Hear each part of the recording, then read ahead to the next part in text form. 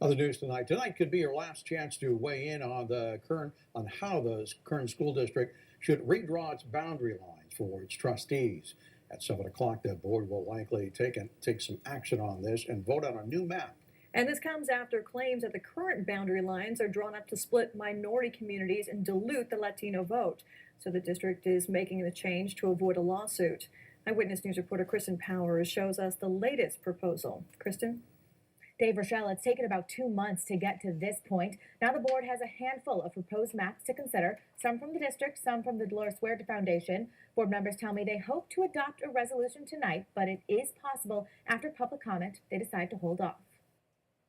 After a series of meetings and a handful of proposals, the Kern High School District Board of Trustees are expected to vote on a new voting district map. The board has done a good job of listening to public comment, including the Dolores Huerta Foundation, which we've incorporated in our plans. This is the most recent proposal from the district on how to redraw the lines and create a second Latino majority area, which would be District 3. Trustee Jeff Flores says this map does what the community has been asking for. Keeping Arvin and Lamont into one trustee area, keeping the community of Greenfield in one trustee area, and creating a strong voting rights district, which we've done.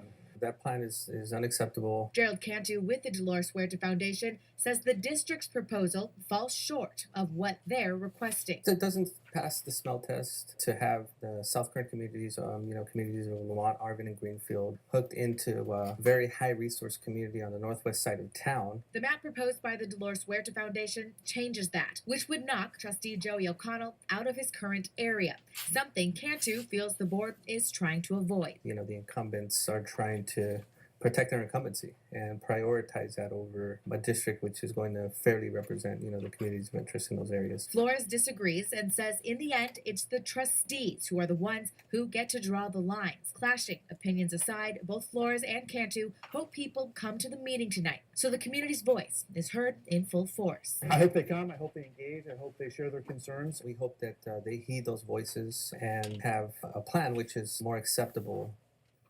Now, after the map is approved by the Board of Trustees, it will be filed with the Kern County Community School District Organization. They will then approve or reject that map later this week. Of course, that's if they vote on it tonight. We'll follow this and bring you the finalized decision as soon as that comes down. Reporting in studio, I'm Kristen Powers, Eyewitness News. Back to you.